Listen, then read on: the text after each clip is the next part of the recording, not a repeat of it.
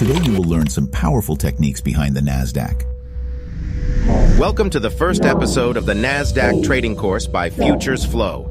This may sound like an unfamiliar voice to many of you, but this is an AI. Nonetheless, let's get into it. With the NASDAQ strategy, there are two main components: the footprint and the fibs. This episode, we will be covering the topic of the Fibonacci retracement.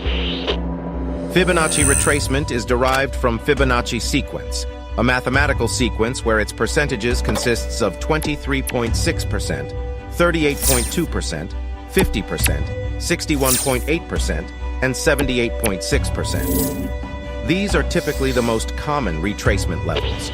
With Futures Flow strategy, he uses the 50% and a special golden zone called GZ. GZ consists of the 61.8% to the 65% fib level.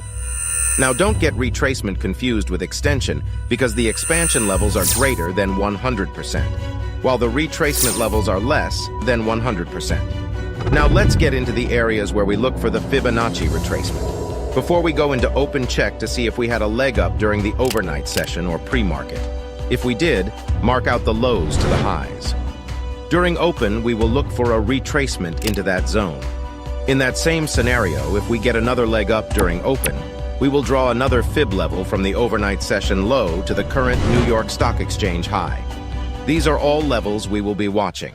Now let's talk about scenario 2. When we are sitting at session's low, we will sit out during open and wait for a leg up, as I have not been shorting the market with this strategy. Once we get that leg up during the New York Stock Exchange hours, we will mark out our low to high with the fib levels. Scenario 3 is after the first few hours or PM session, we will look for an expansive move up during the New York stock hours and mark out that low. Then the draw fib to the highs. Once again, we will look for a retracement into that level. There may be times when straight off the open or in the afternoon session, the market just keeps having impulsive moves up. On those days, look for the consolidation after the original impulse leg, or right before the impulse leg, and use that as the low for the Fibonacci. It all comes down to personal judgment whether you should draw the fib from the pre-market low or wait for a consolidation and draw the fib from there. Futures Flow draws every possible fib from a prominent low and keeps them on his chart. But he doesn't trade every fib. He waits for significant order flow to come in at a fib. That entry criteria on the actual footprint is the deciding factor whether a fib is high quality or not. Every day, either scenario 1 or 2 will happen in the AM session, but not every day will there be a setup.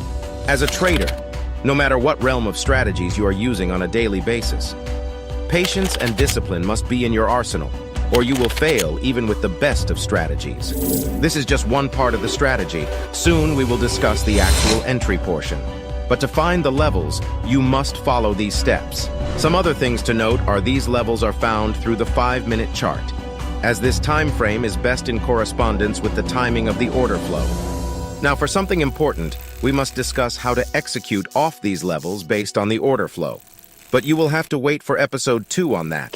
And if you want to get these alerts live every day plus the signals, you should join Futures Flow in the Discord. Oh, and one last thing.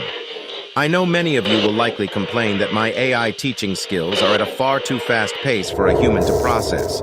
Luckily for you, this is a video. Be sure to rewind and take notes, as that is the best way to process and learn this information. That is all for today's episode. Hope you found it clear and easy to understand. See you all in the next episode.